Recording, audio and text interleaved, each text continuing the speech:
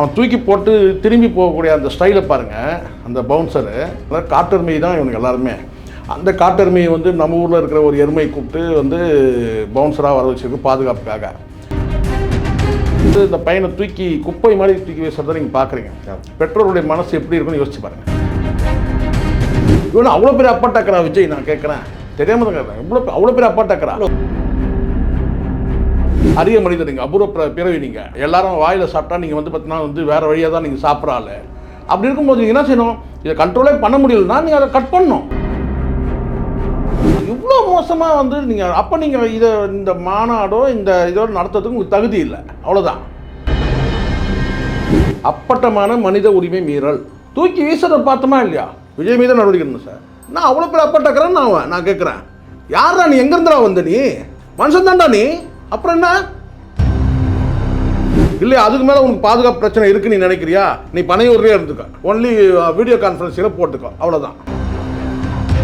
ஒரு கொடி கம்பம் வந்து கீழே விழுது, ஒரு 10 பேருக்கு மேலே விழுந்துச்சு, ஒரு கும்பல் மேலே விழுந்துச்சுன்னா என்ன இருக்கும்? தப்பு இல்லையா அது? அப்போ உங்களுக்குலாம் மாநாடு நடத்துறதுக்கு தகுதியே இல்லைன்ற நான்.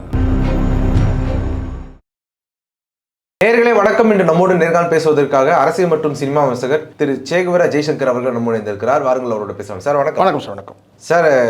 விஜய் அவர்களுடைய மாநாட்டில் அந்த பவுன்சர்கள் எல்லாருமே வந்து ரேம்பில் ஏறக்கூடிய பசங்களை எல்லாருமே தூக்கி எரிஞ்சதை ஒரு தாயார் வந்து ரொம்ப கடுமையாக விமர்சிச்சிருக்கிறாங்க. இது வந்து ஒரு குப்பை அரசியல் அப்படின்னு சொல்லியிருக்கிறாங்க. எப்படி பார்க்குறீங்க? இல்லை, முதல்ல இவங்க பவுன்சரே இல்லை சார். எனக்கு இவங்க வந்து எல்லாமே வந்து கிட்டத்தட்ட காட்டெருமை மாதிரி இருக்கானுங்க வச்சுக்கோங்களேன். எருமை. அதில் இவங்க வந்து எருமையில் வந்து உங்களுக்கு தெரியல, கொஞ்சம் அது வேறு ரகம். காட்டெருமைனா அது வேறு மாதிரி இருக்கும். இப்போ நம்ம உள்ளூரில் இருக்க எருமை மாடு வேறு. அதே காட்டெருமைன்றது கேட்டால் காட்டில் வந்து பார்த்திங்கன்னா வந்து அது வந்து எதையும் சாப்பிடும். அதாவது கேட்டால் வந்து வெஜிடபிள்ஸும் சாப்பிடும், மாமிசத்தையும் சாப்பிடக்கூடிய, அதாவது தண்ணியில் வாழக்கூடிய உயிரினங்கள் இருக்குது இல்லையா, மீன் மாதிரி, அந்த மாதிரியான உயிரினங்களையும் சாப்பிட்டு வாழக்கூடியது தான் அந்த காட்டெருமை. ஸோ அப்படி அவங்க பார்த்தோம்னா எருமை மாடு மாதிரி தெரியல. எருமை மாடு இங்கே புல்லுகளில் மேயும், அவ்வளோதான். அவனுங்க வந்து பார்த்திங்கன்னா அப்படி கிடையாது, காட்டெருமை மாதிரி இருக்கானுங்க எல்லாமே. அதை தாண்டி உங்களை கடுமையாக விமர்சனம் பண்ணணும்னு நமக்கு கோபம் ஆத்திரமும் இருக்குது. ஆனால் நமக்கு ஒரு எல்லைக்குள்ளே தான் நம்ம விமர்சனம் பண்ண முடியும். அதனால் காட்டெருமை தான் இவனுக்கு எல்லாருமே. அந்த காட்டெருமையை வந்து நம்ம ஊரில் இருக்கிற ஒரு எருமை கூப்பிட்டு வந்து பவுன்சராக வர வச்சிருக்கு பாதுகாப்புக்காக. அதில் என்னன்னு கேட்டால் இந்த பிள்ளைகள்லாம் இருக்கிறானுங்களே, இவனுங்கெல்லாம் வந்து பார்த்திங்கன்னா வந்து அப்பாவிங்கன்னு தான் சொல்லணும். இதை நம்ம சொல்லலாம். என்னென்னு கேட்டால் இவங்க அறிவு இல்லையா போலையா நம்ம கேட்பாங்க தான். ஆனால் இங்கே வந்து நம்ம காலங்காலமாக வந்து இந்த சினிமா ரசிகர்களை பார்த்து கொண்டாடக்கூடிய மனநிலையில் தான் இன்றைக்கும் வந்து ரசிகர்கள் இருக்கிறாங்க. இது ஒரு பெரிய சாபக்கேடு தான். அதுவும் இந்தியாவில், அதுவும் குறிப்பாக தமிழ்நாட்டில் தான் இப்படியான ரசிகர்கள் இருக்கிறாங்க. இவங்களை வந்து ஒரு ஆதர்ச நாயகனாக வந்து இவங்களை கொண்டாடுறது, இவங்களை தூக்கி தலைவலில் ஆடுறது, கோயில் கட்டுறது, கும்பாபிஷேகம் பண்ணுறது, இப்படியான மனநிலை வந்து இது காலங்காலமாக இருக்குது. இனி ஒரு நாள் தொடங்குறது கிடையாது, நேற்று தொடங்குறது கிடையாது, சரிங்களா? ஆனால் இதெல்லாம் வந்து இந்த மாதிரியான வந்து ரசிகர்களை வந்து பண்படுத்தி பக்குவப்படுத்துறது தான் வந்து ஒரு நல்ல தலைவனுக்கு அழகு. விஜயை பொறுத்த வரைக்கும் கேட்டால் விஜய்க்கே இந்த மாதிரியான ஒரு மனோபாவம் தான். நான் சொல்ல இந்த மாதிரி மனோபாவத்தை, அதாவது கேட்டால் இந்த மாதிரி நபர்களை வந்து என்கரேஜ் பண்ணக்கூடிய மனோபாவம் விஜய்க்கு.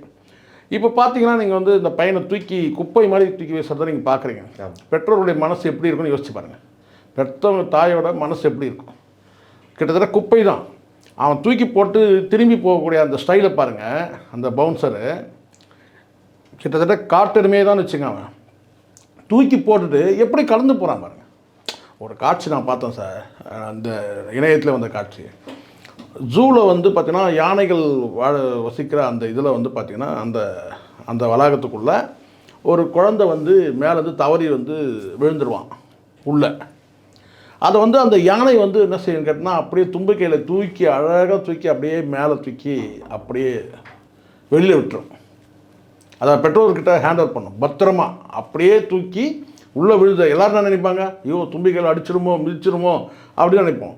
ஆனால் அழகாக அதை அப்படியே பக்குவமாக அதை அப்படியே எடுத்து அந்த குழந்தைய வந்து விழுந்த குழந்தைய தூக்கி அழகாக அவங்க பெற்றோர்கிட்ட ஒப்படைக்கும். அந்த காட்சி ரொம்ப நெகிழ்ச்சியான காட்சியாக. ஒரு யானைக்கு இருக்கிற அந்த அறிவு கூட இந்த ஆறடி இருக்கான்னு தெரியல முதல்ல இவனுக்கு, சரிங்களா? இவன் வந்து பார்த்திங்கன்னா வந்து தூக்கி அப்படியே குப்பை மாதிரி வீசுகிறான் ரசிகர்களை.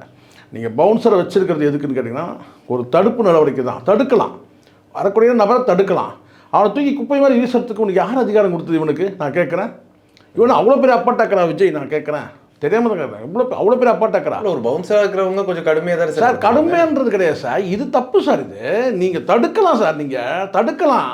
இல்லை அது தடுக்கவே முடியலன்னா நீங்கள் அந்த ரேலியை கட் பண்ணணும். அந்த ரேம்பில் நீங்கள் நடந்து போகிறது நீங்கள் பெரிய அரிய மனிதர், நீங்கள் அபூர்வ பிறவி நீங்கள், சரிங்களா? எல்லாரும் வாயில் சாப்பிட்டா நீங்கள் வந்து பார்த்தீங்கன்னா வந்து வேறு வழியாக தான் நீங்கள் சாப்பிட்றாள். அப்படி இருக்கும்போது நீங்கள் என்ன செய்யணும், இதை கண்ட்ரோலே பண்ண முடியலன்னா நீங்கள் அதை கட் பண்ணணும். ஆனால் வந்து இல்லை நான் வருவேன், எதிர்க்க வருவேன் வந்து தூக்கி சர்வாதிகார மனப்பான்மை. இது நான் வருவேன், என் குறுக்க யாராவது வந்தாங்கன்னா என் பவுன்சர் தூக்கி வீசுவாங்கன்றது வந்து சர்வாதிகார மனப்பான்மை. இது சார் நீங்கள் என்டி ராமராவ், எம்ஜிஆர் இவங்கெல்லாம் பெரிய நடிகர் சார். இவங்களுக்கு இருக்க ஃபேன் பேஸ் மாதிரி வேறு யாருக்கும் கிடையாது. அவங்களே வந்து பார்த்திங்கன்னா இந்த மாதிரியான வந்து வச்சுக்கிறது கிடையாது. அதே என்டி ராமராவ் மீது ஒரு பீரியடில் இதே வந்து தேவுடு தெய்வம் சொன்ன அதே ரசிகரை செருப்பு தூக்கி வீசினாங்க. அதெல்லாம் கடந்த கால வரலாறு இருக்குது. இதெல்லாம் தப்பான விஷயம். நான் ரொம்ப தப்பான விஷயம். நீங்கள் என்ன வேணால் சொல்லுங்கள், நான் வந்து பவுன்சர் வச்சுருந்தா அவன் பண்ணது தப்பு போனது, அவன் வந்து நான் ஏற்கனவே இங்கே மேலே ஏறக்கூடாதுன்னு சொல்லி கிரீஸை தடவி இருக்கீங்க. அதுவே கிரீஸ் தடவும் போது பார்த்தீங்கன்னா வழுக்கும் அவ்வளோ இருக்குது. நல்ல வேலை தூக்கி வீசும்போது அந்த பையன் அதை பிடிச்சிட்டான் கம்பியை. இல்லைனா எப்படியா இருக்கும், யார் மேலே போய் விழுந்திருப்பான், விழுறவங்களுக்கு தலையில் அடிப்படும். அப்படி தான் கீழே விழுகுறாங்க. அதான் சொல்கிறேன், இவ்வளோ மோசமாக வந்து நீங்கள் அப்போ நீங்கள் இந்த மாநாடோ இதோட நடத்துறதுக்கு உங்களுக்கு தகுதி இல்லை, அவ்வளோதான். போன மாநாட்டில் என்ன செஞ்சீங்க, கழிவறைக்கு போகிற தண்ணியை கொடுத்தீங்கன்னு பிரச்சனை. அதுக்கப்புறம் இந்த பிஸ்கட் இதெல்லாம் தூக்கி நாய்க்கு வீசுகிற மாதிரி வீசுறீங்கன்ற மாதிரி ஒரு தகவல் இருந்துச்சு. லாஸ்ட் டைம் நம்ம பார்த்தோம். எல்லாம் வந்து சும்மா போகிற போக்கில் அடித்து வர்றது கிடையாது. நம்ம கண்ணு முன்னாடி பார்த்தோம், அந்த காட்சியெல்லாம் வீடியோ காட்சிகளை பார்த்தோம். இதில் வந்து பார்த்திங்கன்னா வந்து இவ்வளோ மோசமாக வந்து இந்த பவுன்சர்கள் நடந்தது ரொம்ப தப்பான விஷயம். இதை யாருமே ஏற்றுக்கணும். இது வந்து பார்த்திங்கன்னா என்னை கேட்டால் வந்து இது வந்து விஜய் மீது நடவடிக்கை கூட நான் செகண்ட் சொல்லிங்க வந்து விஜய் மீதே நடவடிக்கை எடுக்கிறேன். ஏன்னா விஜய் தான் ஆரம்ப புள்ளி. இந்த நிகழ்ச்சிக்கு வந்து நாயகரே அவர் தான். நியாயமாக வழக்கு பதிவு பண்ணால் அவர் மேலே வழக்கு பதிவு பண்ணணும். இல்லைன்னா அந்த பவுன்சர் மீது வந்து கண்டிப்பாக அந்த வழக்கு பதிவு பண்ணணும். சம்மந்தப்பட்ட காவல்துறை வந்து அந்த பவுன்சர் மீது எப்படி இது அப்பட்டமான மனித உரிமை மீறல் சார். இது உண்மை. இது அப்பட்டமான மனித உரிமை மீறல்.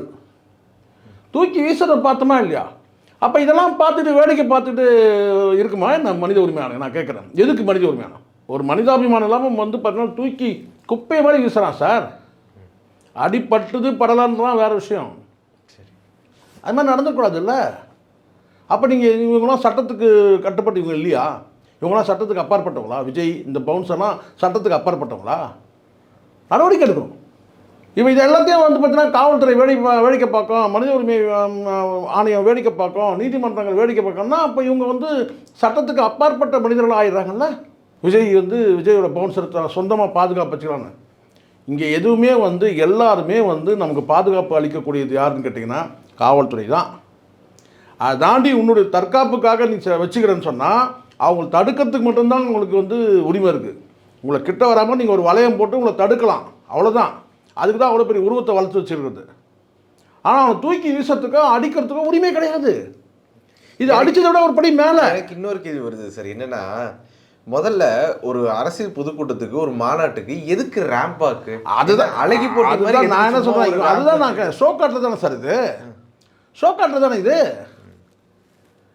உங்களுக்கு வந்து பார்த்தீங்கன்னா வந்து ஒருத்தரை அடிக்கிறதுக்கு உரிமையே கிடையாது. அடிக்கிறத ஒரு படி மேலே தூக்கி வீசுறதுன்றது. அப்போ உன்னால் வந்து நான் கண்ட்ரோல் பண்ணுறதுக்கு இந்த பவுன்சரை வந்து பார்த்திங்கன்னா வந்து கண்ட்ரோல் பண்ண முடியலன்றது உங்களுக்கு தெரிய வருது. அப்போ நீ அந்த ரேலியே வந்து கட் பண்ணும். இந்த போகிறல இந்த ரேம்பே போகிறல அதை நீ கட் பண்ணு. இல்லை அதுக்கு மேலே உனக்கு பாதுகாப்பு பிரச்சனை இருக்குன்னு நீ நினைக்கிறியா, நீ பனையூர்லேயே இருந்துக்கோ, ஒன்லி வீடியோ கான்ஃபரன்ஸில் போட்டுக்கோ, அவ்வளோதான். அதெல்லாம் தான் செய்யணும். அப்போ நான் இல்லை நான் வந்து சட்டத்துக்கெல்லாம் அப்பாற்பட்ட மனுஷன், நான் வந்து காவல்துறையை மதிக்க மாட்டேன், நீதிமன்றத்தை மதிக்க மாட்டேன், எந்த மனித உரிமையான என்னை ஒன்றும் பண்ணிட முடியாது, நான் இப்படி தான் பண்ணுவேன், என்கிட்ட ரசிகர் வந்தாங்கன்னா என் பவுன்சரை வச்சு தூக்கி வீசி எறிவேன்னு சொன்னால் அப்போ விஜய் மீது நடவடிக்கை எடுக்கணும். விஜய் மீது நடவடிக்கை எடுக்கணும் சார். நான் அவ்வளோ பேர் அப்பட்டாக்கிறேன்னு நான் கேட்குறேன். யாரா நீ, எங்கேருந்துடா வந்த நீ சொல்லு பார்க்கலாம், எங்கேருந்து வந்த நீ? நான் வானத்துக்கு பொழந்துட்டு குதிச்சியா கீழே? நான் கேட்குறேன், எங்கேருந்து வந்த நீ? யார் நீ? முதல்ல யார்? விஜய் யார்? ஒரு நடிகராக இருந்தவர், அவ்வளோதானே. மனுஷன் தானே நீ, மனுஷன் தான்டா நீ. அப்புறம் என்ன? ஏன் இவ்வளோ கோவப்படுறீங்க நீங்கள் அவர் சார்? கோவப்படணும் சார். இதெல்லாம் கோவப்படாமல் தான் இவனுங்கெல்லாம் வந்து தருதலை மாதிரி ஆகிடுறானுங்க. எவ்வளோ பேர் தப்பு இல்லை? உங்கள் அண்ணனோ உங்கள் தம்பியோ தூக்கி வீசினாங்கன்னா நினைப்பீங்க நீங்கள்? நான் கேட்குறேன், கோவம் வருமா வராதா உங்களுக்கு? உங்கள் வீட்டு பிள்ளைய தூக்கி வீசினா அந்த அந்த தாய் கதறல் தெரியுதா உங்களுக்கு? அந்த தாயே ஃபேக்குன்ட்டானுங்க. இப்போ ஒரு மீடியா பேட்டி எடுத்திருக்கு. சரி சார், அந்த தாய் ஃபேக்காக கூட இருக்கட்டும் சார், அது வந்து பொய்யானதாக கூட இருக்கட்டும். எத்தனை பேர் நீங்கள் எப்படிலாம் தூக்கி அடிச்சிங்க நான் கேட்குறேன். நான் பார்த்து தானே இருந்தோம். எத்தனை பேருக்கு எப்படி வைத்தறிச்சு எப்படி இருந்திருக்கும்? தப்பான நடவடிக்கை சார். ஒரு கொடி கம்பம் வந்து கீழே விழுது, நீங்கள் நல்லா தெரியுது, அது வந்து பார்த்தீங்கன்னா வந்து கிரேன்லேருந்து அறுந்து விழுது. சப்போஸ் அங்கே ஒரு 10 பேர் நான் என்ன சார் இருக்கும்? அந்த 10 குடும்பத்தை யார் சார் காப்பாற்றுறது? ஒரு 10 பேருக்கு மேலே விழுந்துச்சு, ஒரு கும்பல் மேலே விழுந்துச்சுன்னா என்ன இருக்கும்? தப்பு இல்லையா அது? அப்போ உங்களுக்கெல்லாம் மாநாடு நடத்துறதுக்கு தகுதியே இல்லைன்ற நான். தகுதி கிடையாது உங்களுக்கு. மாநாடு நடத்துறது தகுதி கிடையாது. நீங்கள் மாநாடு நடத்தாதீங்கன்ற நான். எல்லாத்தையும் வீடியோவில் போட்டுக்க. நீ தான் வெளியில் வர மாட்டேல்ல, வீடியோவில் போட்டுக்க, அவ்வளோதான். ரொம்ப தப்பு சார். ஒரு யானை எவ்வளோ அழகாக விழுந்த குழந்தைய தூக்கி அப்படி மேலே விடுது. ஜூவில் விழுந்த குழந்தைய ஒரு யானைக்கு இருக்கிற அந்த அறிவு வேணாம்? எல்லாம் எருமை மாடு மாதிரி, அந்த காட்டெருமை மாதிரி இருக்கிறானுங்க ஒவ்வொருத்தரும். எனக்கு இதெல்லாம் வந்து தப்பான விஷயம் சார். காவல்துறைக்கிட்ட நீங்கள் மனு கொடுக்குற காவல்துறை நடவு வந்து உங்களுக்கு வந்து ஒரு பாதுகாப்பு கொடுக்குறது அவங்களுக்கு தான் உரிமை இருக்க தவிர, அவங்களே காவல்துறையே அடிக்கக்கூடாதுன்னு சொல்லிட்டு மனித உரிமையான தலையிடுது. அப்போ எப்படி இந்த பவுன்சர் விட்டாங்கன்னு கேட்குறேன் நான்.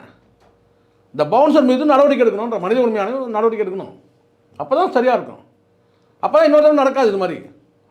முதலமைச்சர் ஸ்டாலின் அவர்களை பார்த்து ஸ்டாலின் அங்கிள் அப்படின்னு பேசின அந்த சொல்லாடல் வந்து பெரிய விமர்சனமாச்சு. மதுரையில் கூட வந்து what bro very wrong bro, அடக்கி வாசிங்க ப்ரோன்னு போஸ்டர்லாம் ஒட்டி ரொம்ப நாகரிகமாக பேசியிருக்கிறாங்க.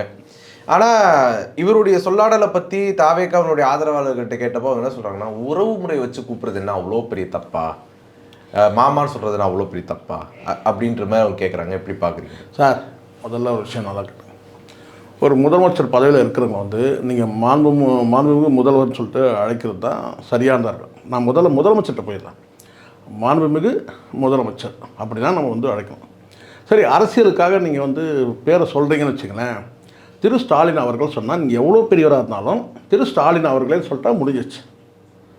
சரி, இல்லை நான் உறவு முறை வச்சு நான் அழைக்கிறேன்னு சொன்னீங்கன்னா, ஒரு முறை அழைச்சிங்கன்னா அது ரைட்டு, 2 முறை அழைச்சிங்கனாலும் அது வந்து மரியாதை. 3 முறையை கூட நீங்கள் அழைங்க. ஆனால் ஒரு 10 முறை நீங்கள் வந்து அங்கிள் அங்கிள் அங்கிள் அங்கிள்னு சொல்கிறது வந்து பார்த்தீங்கன்னா கிண்டல், நக்கல், திமிரு, எகத்தாளம், ஆணவம். நிஜமா சொல்கிறது வச்சு இல்லை, சொல்கிற அந்த பாவனையை வச்சிருக்கு. சும்மா வந்து நாங்களாம் காதில் வந்து கடுக்கணடா போட்டிருக்கோம். உன் தாத்தானே பார்த்தவங்க நாங்கள். தப்பு இல்லையா அது? ஒருத்தர் வந்து நீங்கள் கேலி கிண்டல் பண்ணக்கூடாது சார். அங்கிள்ன்றது வந்து பார்த்திங்கன்னா வந்து ஒரு தடவை 2 தடவை சொல்லலாம். நீங்கள் அதை தாண்டி வந்து பார்த்திங்கன்னா இப்போ சீமான் பேசுறது கூட நீங்கள் பார்த்துருக்கீங்க. சீமான் வந்து சில நேரங்களில் வந்து பெரியப்பா சித்தப்பான்ற அந்த உறவு முறை வச்சு பேசியிருக்காரு. அது வந்து பார்த்திங்கன்னா கேலிக்க கிண்டல்லாம் இருக்காது, மரியாதை நிமித்தமாக இருக்கும். எடப்பாடி சொன்னாலும் சரி, ஸ்டாலின் அவர்கள் சொன்னாலும் வந்து கேட்டால் வந்து அந்த வார்த்தை மரியாதை நிமித்தமாக இருந்தால் கேலி கிண்டலுக்கு இருக்கே இருக்காது. நீங்கள் எடுத்து பாருங்கள். நீங்கள் சீமான் பல முறை வந்து உறவு முறைகளை வச்சு பேசியிருக்கிறார். எல்லாரையும் பல மணிவண்ணன் சொல்லியிருக்காரு, பாரதி ராஜா சொல்லியிருக்கிறாரு, எங்கள் அப்பானே சொல்லியிருக்கிறார். இதெல்லாம் வந்து சீமான் பேசுகிற அந்த உறவு முறை வர சில பேர் பைத்தியம் நான் சொல்லிட்டு இருக்கிறான். சீமானை பற்றியெல்லாம் நீங்கள் இதில் தகுதியே கிடையாது உங்களுக்கு பேசுறதுக்கு. முதல்ல இந்த விஷயத்தில் நீங்கள் அவர் சொல்லக்கூடிய அந்த சொல்லாடலை பாருங்கள். சீமான் சொல்லக்கூடியது வந்து கேட்டால் அந்த பெரியப்பா அந்த உறவு முறையை வந்து எல்லாம் அப்படி தான் பிணாத்திட்டு இருக்கிறான் பல பைத்தியங்கள். சீமான் சொல்லக்கூடியது வேறு. நீங்கள் சொன்னது வந்து பார்த்தீங்கன்னா வந்து குறிப்பிட்டு நக்கல் அடிக்கிறதுக்காகவே 10 முறை அங்கிள் அங்கிள்னு சொன்னது. நீயே வந்து பார்த்தீங்கன்னா ஏதோ காலேஜ் ஸ்டூடெண்ட் மாதிரி வந்து உட்காந்தாங்க உங்கள் அம்மா. நம்ம எல்லாத்தையும் பார்த்துட்டு தானே இருக்கிறோம். ஏதோ நேற்று தான் அட்மிஷன் வாங்கிட்டு காலேஜுக்கு போகிற மாதிரி சுடிதாரையும் கூலிங் கிளாஸும் போட்டுக்கிட்டு பார்த்தோமா இல்லையா? இல்லை காலேஜுக்கு போகிற மாதிரி ஒன்று ஸ்டூடெண்ட்டாக இருக்கணும், இல்லைன்னா பார்த்தீங்கன்னா வந்து லெக்சரராக இருக்கணும். அப்படி தான் அவங்க போனது நம்ம பார்த்தோம். சரிங்களா? அது வந்து நமக்கு அது நம்ம எனக்கு ஒன்றும் அதில் ஒன்றும் தனிப்பட்ட முறையில் இல்லை சார். ஆனால் அவங்களுடைய வந்து மேக்கப்பு இதெல்லாம் பார்க்கும்போதே அதுவே வந்து ஒரு பாட்டி மாதிரி இல்லாமல் ஒரு ஆண்டி மாதிரி தான் இருந்தது. அதை தாண்டி இவரை எடுத்துன்னு வச்சுங்களேன், அவங்க அப்பா எடுத்துன்னு கேட்டால் அவர் வந்து பார்த்தீங்கன்னா இவங்களாவது போகிற காலேஜ் ஸ்டூடெண்ட் மாதிரி வந்தாங்க. அவர் வந்து +2 பையன் மாதிரி இருந்தார். அந்த பேக் மாட்டிக்கிட்டு ஸ்கூலுக்கு போகிற மாதிரி தான் வந்தார். +2 அப்போ தான் வந்து பார்த்து 2 பேருமே சார் பட்டி டிங்கரிங்லாம் பார்த்து தான் நீங்களே. நான் என்ன சொல்கிறேன், நீங்கள் ஒருத்தர் கிண்டல் பண்ணும்போது நம்ம பேசணும்ல. அதுக்கு அம்மாவும் அப்பாவுமே பட்டி டிங்கரிங்லாம் பார்த்து தான் வந்து பார்த்தீங்கன்னா வந்து உள்ளே வந்து உட்காந்துருக்குறாங்க. காலேஜ் ஸ்டூடெண்ட் மாதிரியும் +2 ஸ்டூடெண்ட் மாதிரியும் உட்காந்துருக்கிறத நம்ம பார்க்குறோம். நீ வந்து இன்னொருத்தரை போய் கிண்டல் பண்ணுறல்ல. அதுவும் முதலமைச்சர் பதவி சார் அது. நீங்கள் மாண்புமிகு முதல்வர்னு சொல்லி தான் நீங்கள் சொல்லணுமே. நீங்கள் போகிற பக்கம் வந்து நீங்கள் போகிற போக்கில் வந்து நீங்கள் வந்து கேலி கிண்டல்லாம் பண்ணுறதுக்கெலாம் அந்த பதவி வந்து அப்படிப்படலை. நீங்கள் தனிப்பட்ட முறையில் சொன்னாலும் கூட வயது இருக்குது. திட்டமிட்டு சொன்னது தான். திட்டமிட்டு இது வந்து கேலி கிண்டல் பண்ணது தான். அப்போ நம்ம பேசி தானே ஆகும். முதல்ல வந்து அந்த மாதிரியான சொல்லாளர்களை விட்டுருணும். உங்களுக்கு என்ன பிரச்சனையை பற்றி பேசுகிறீங்களா, விவாதிக்கிறீங்களா, அப்போ வந்து நீங்கள் சொல்லக்கூடிய என்னன்னு கேட்டிங்கன்னா, இந்த இடத்துல இந்த பிரச்சனை இருக்குது, இந்த வந்து நம்ம துப்புரவு பணியாளருக்கு இந்த பிரச்சனை இருக்குது, இதை தீர்க்கணும், அது இப்படி வந்து கருத்துக்களை நீங்கள் ஆழமான கருத்துக்களை எதுவுமே வைக்காமல் இல்லை மேலோட்டமான பிரச்சனைகளை கூட பற்றி பேசாமல் கிண்டல் அடிக்கிறதும் நக்கல் அடிக்கிறதும் 34 நிமிஷம் மொத்தமே நீ பேசுறது 34 நிமிஷத்தில் வந்து பார்த்தீங்கன்னா 30 தடவை மூக்கை உறிஞ்சிட்ட. இதுதான் உண்மை. பார்த்து தானே சார் நம்ம இருந்தோம். முன்னாள் போன தண்ணி வெளியில் மறுநாள் வருது வெளியில், அவ்வளோதான். இதை தாண்டி எதுவும் சொல்கிறதுக்கு இல்லை. நீ உன் லட்சணம் என்னன்னு பாரு முதல்ல. இதெல்லாம் வந்து இந்த கூட்டத்தை காட்டிட்டான் கிட்டத்தை காட்டிட்டான், இதை விட 4 மடங்கு வரும். நான் மீண்டும் கூட நான் சொல்கிறேன், இதை விட கூட்டம் வரும். அஜித்துக்கு வந்து பார்த்தீங்கன்னா வந்து உனக்கு 250 ஏக்கர் தான் நீ ஆக்குபை பண்ண. மொத்தம் 500 ஏக்கர் மேலே 600 ஏக்கர்னு சொல்கிறாங்க. அஜித் போட்டாக்கா வந்து அந்த 600 ஏக்கர் பத்தாது. இதுதான் உண்மையான விஷயம், சத்தியமான உண்மை நான் சொல்கிறது. ஃபேக்ட் நான் சொல்கிறது 100% வந்து பார்த்தீங்கன்னா உண்மை. உன்னால் 250 தான் அங்கேயே ஃபில் பண்ண முடியல உன்னால். ஆனால் அஜித் போட்டிருந்தாருன்னா ஒரு சாதாரண ரசிகர்கள் ஃபேன்ஸ் மீட்டுன்னு போட்டோமே, சிம்பிளாக ஃபேன்ஸ் மீட்டுன்னு போட்டோம், இல்லை ஸ்டார் நைட் ஏதோ ஒன்று போட்டோம். அஜித்தை பார்க்குறதுக்கு எவ்வளோ கூட்டம் வந்துப்பாங்க. ஸோ இதெல்லாம் வந்து ரொம்ப தப்பான விஷயம் சார். இது ரொம்ப தப்பான விஷயம். விஜய் வந்து திருத்திக்கணும், அவ்வளோதான். உங்களுடைய நேரத்தை ஒதுக்கி எங்களோட கற்றுக்கல பந்தமைக்கு நன்றி. நன்றி சார்.